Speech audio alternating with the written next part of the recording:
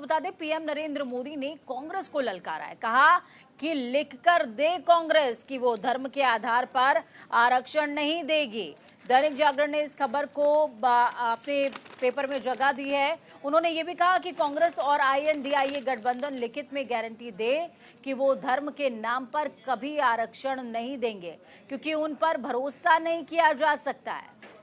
देखिए, इस खबर को तरजीह दी है, जैसा कि पूजा आपको बता रही थी, दैनिक जागरण के फ्रंट पेज पर इस खबर को छापा गया है। पीएम बोले कांग्रेस के शहजादे व पार्टी घोषणा करें कि वे आरक्षण का दुरुपयोग नहीं करेंगे।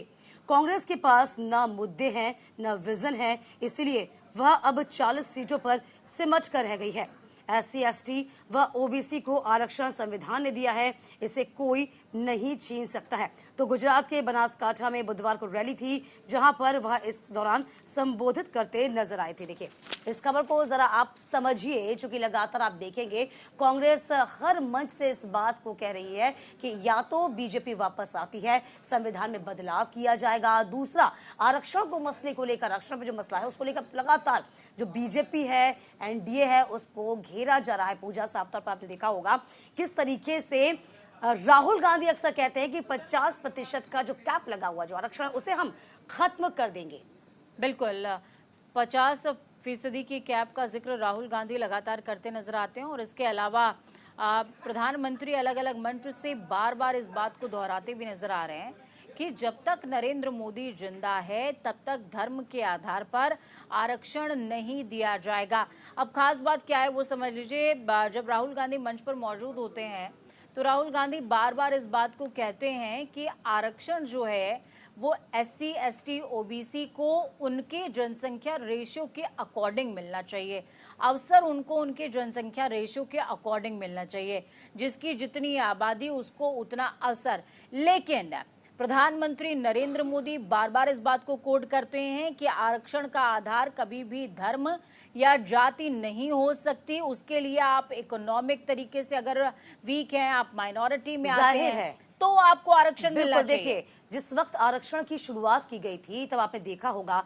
किस तरीके संविधान में कहा गया था, यदि उन तमाम जातियों को प्रमोट किया गया था जो अपने आप में वंचित थी, उनको प्रमोट किया गया था।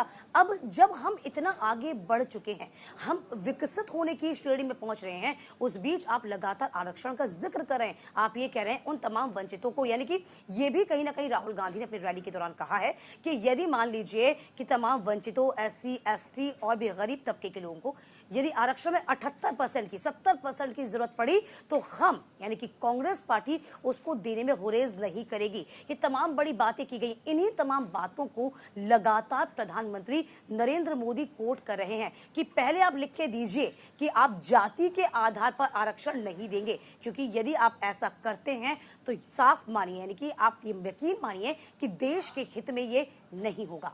बिल्कुल, देखिए, अगर इसकी थोड़ी सी क्रोनोलॉजी को भी आप समझ लीजिए और इसके अलावा इसके हिडन फैक्टर्स क्या क्या हो सकते हैं वो भी समझ लीजिए।